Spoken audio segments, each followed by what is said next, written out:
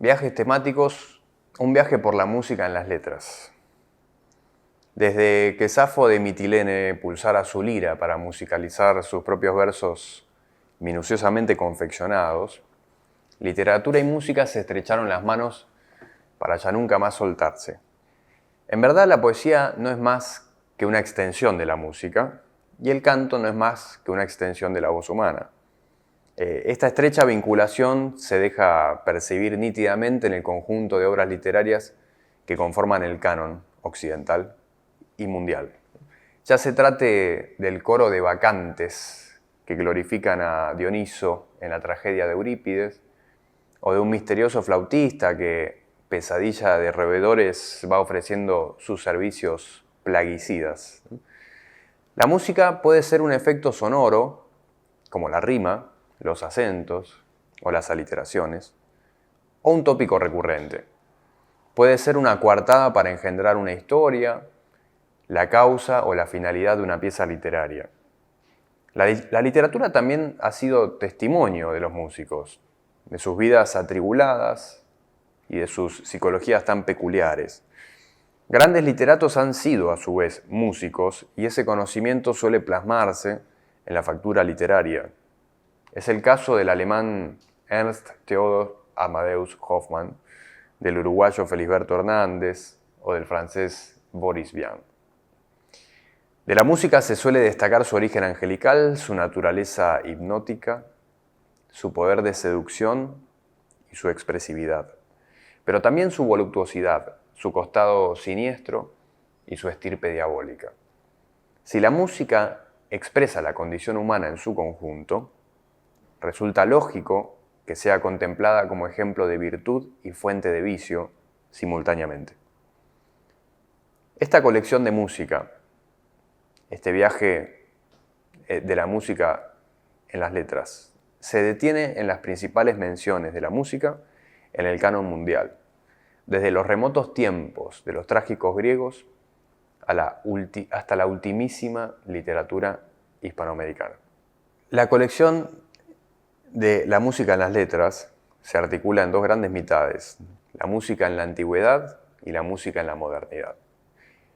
Cuando nos remontamos en el tiempo, nos dirigimos hacia el pasado, encontramos ya en una obra tan temprana como Las Bacantes del griego Eurípides, publicada aproximadamente en el año 409 a.C., encontramos ya articulado el motivo musical, ¿no?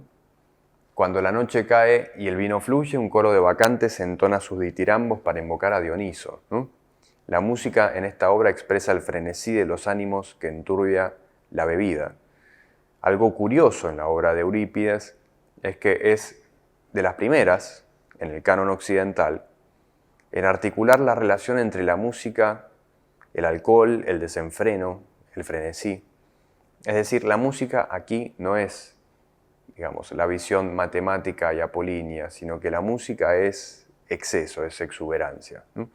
Y una de las primeras obras en señalar esta relación es Las Bacantes de Eurípides, no casualmente la obra que tanto va a afectar después la psicología del filósofo alemán Friedrich Nietzsche. En un segundo punto tenemos una obra medieval, una obra como Las Mil y Una Noches, ¿no? La más célebre de las narraciones de la tradición de la cultura árabe. Y en el centro de esta obra, la historia de Grano de Belleza, ¿no? Que es un hombre, digamos, presentado como el pináculo de la belleza masculina, ¿no? Entonces, este personaje se encuentra con tres mujeres, ¿no? La bella Zobeida, la esclava Yasmina y Hosn Mariam, que es la princesa de Génova, ¿no?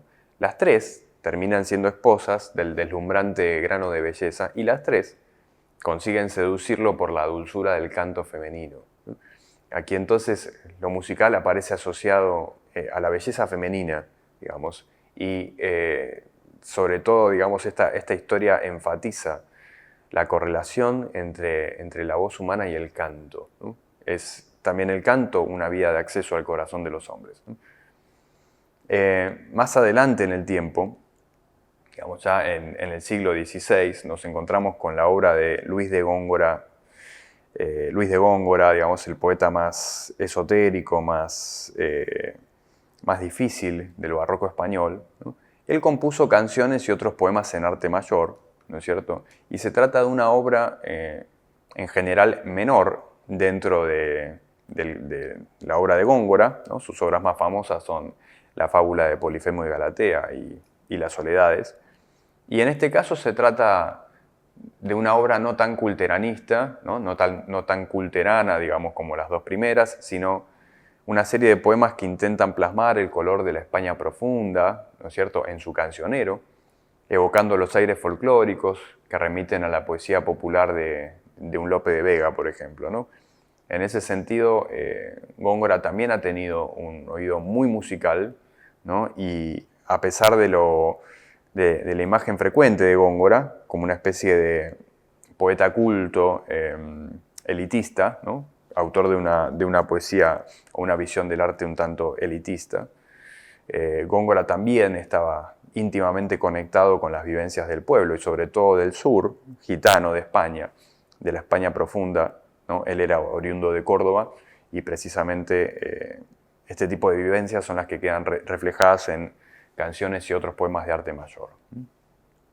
En otra obra del Siglo de Oro, en este caso El Divino Orfeo de 1634, publicada por Pedro Calderón de la Barca, pues Calderón de la Barca en este caso recupera, digamos, un motivo que había presentado Ovidio en las Metamorfosis, el personaje de Orfeo, ¿no? Orfeo, recordemos que es aquel que tañe la lira, su esposa Eurídice es mordida por una serpiente y fallece, Orfeo desciende al infierno, después de haber conmovido a los dioses con su lira, ¿no? Desciende al infierno para reencontrarse con su esposa, ¿no?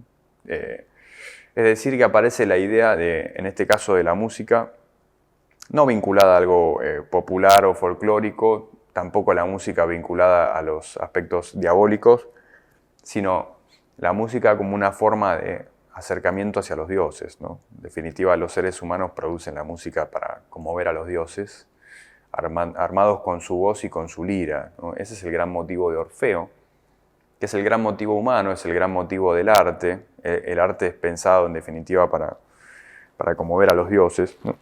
Y por lo tanto va a ser el motivo de la primera gran ópera italiana, que es precisamente el Orfeo de Monteverdi, ¿no? En una obra también de ese siglo XVII, Baile de los Oficios, de Agustín Moreto, encontramos también el motivo musical, pero en este caso graciosamente presentado como una forma de discusión, ¿no?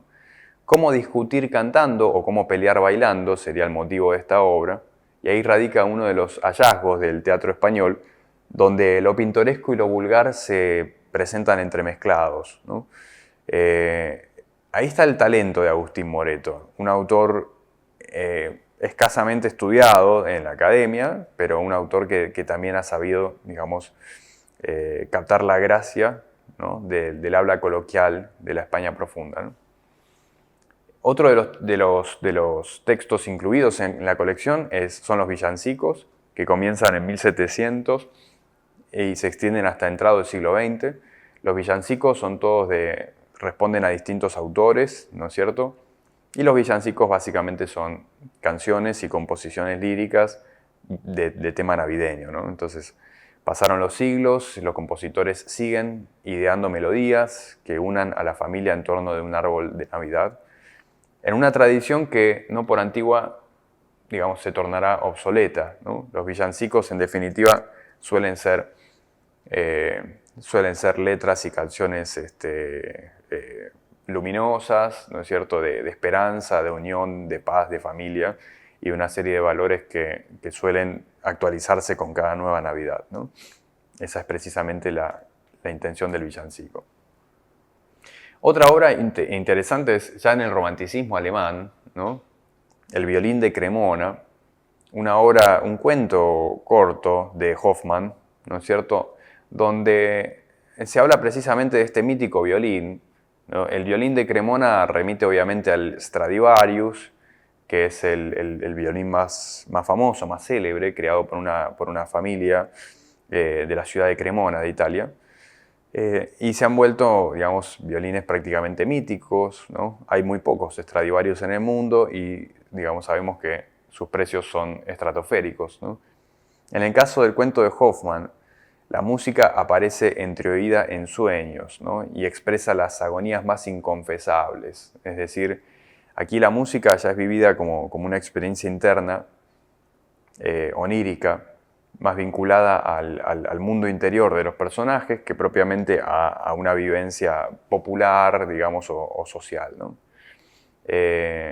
También de ese romanticismo alemán, dentro de ese romanticismo alemán, encontramos uno de los cuentos más famosos recolectados por los hermanos Jakob y Wilhelm Grimm, ¿no?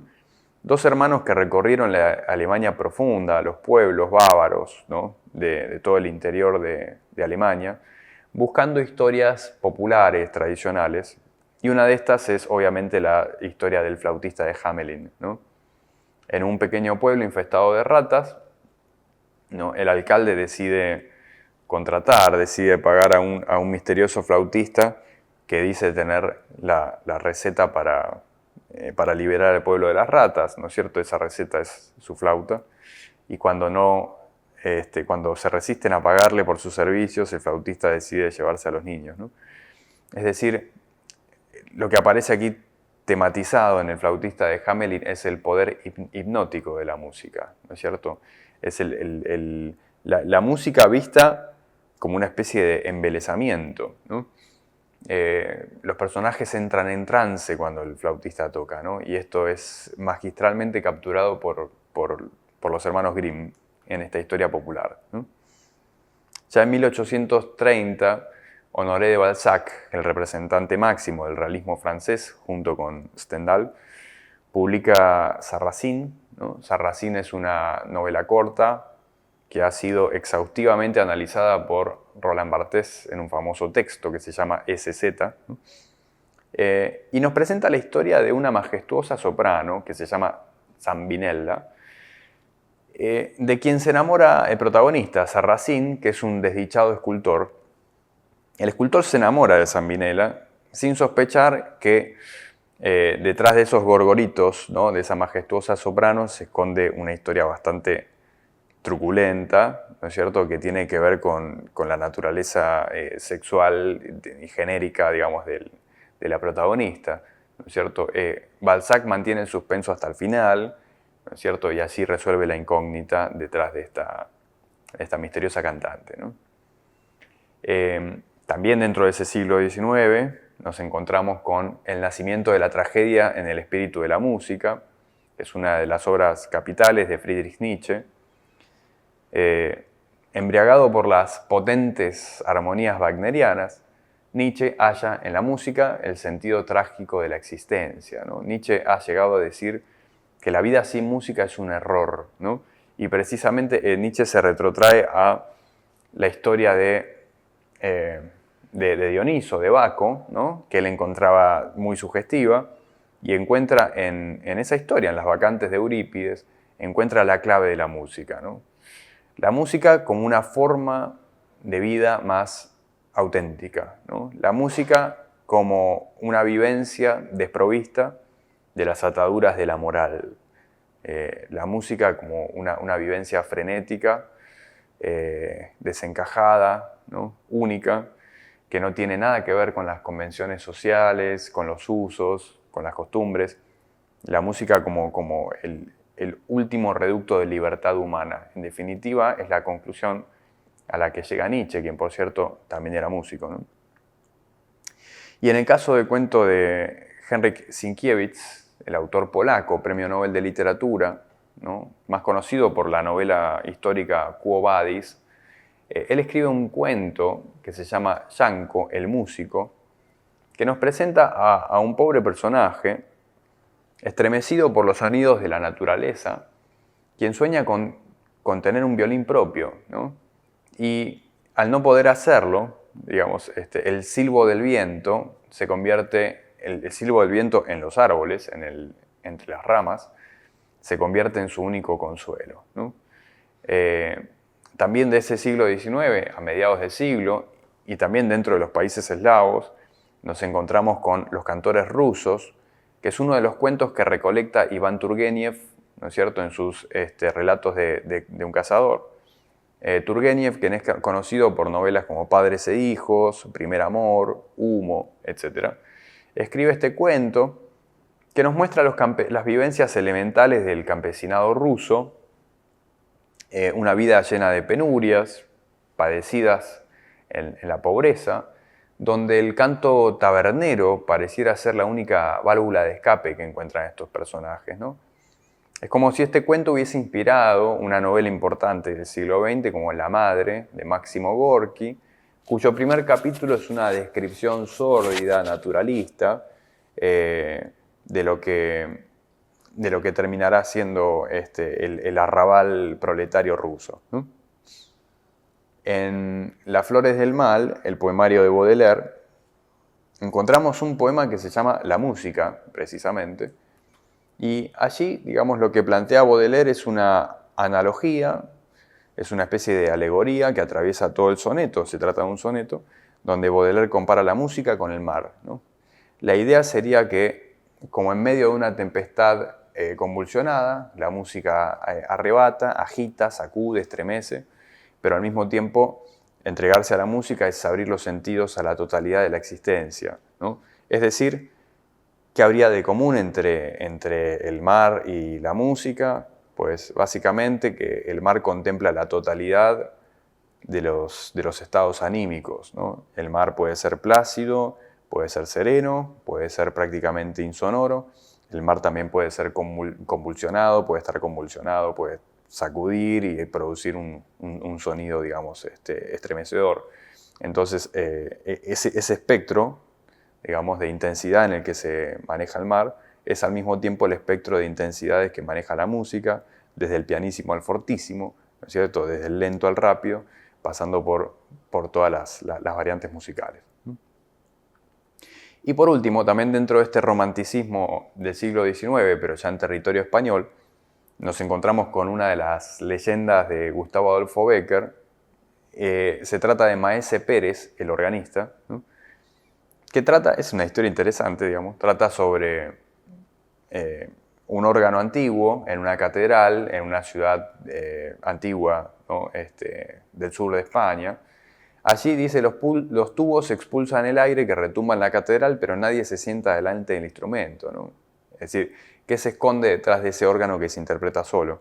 La historia de Maese Pérez, el organista, es una de tantas, ¿no es cierto?, historias del romanticismo que evocan ambientes medievales, antiguos, ¿no?, y en este caso vinculados a la figura de la música, a partir de un organista cuya presencia fantasmagórica queda orbitando en la catedral y consigue seguir interpretando música, digamos, en un instrumento antiguo como es el órgano, un instrumento imponente, y por supuesto un instrumento sacro pensado para la interpretación de música celestial.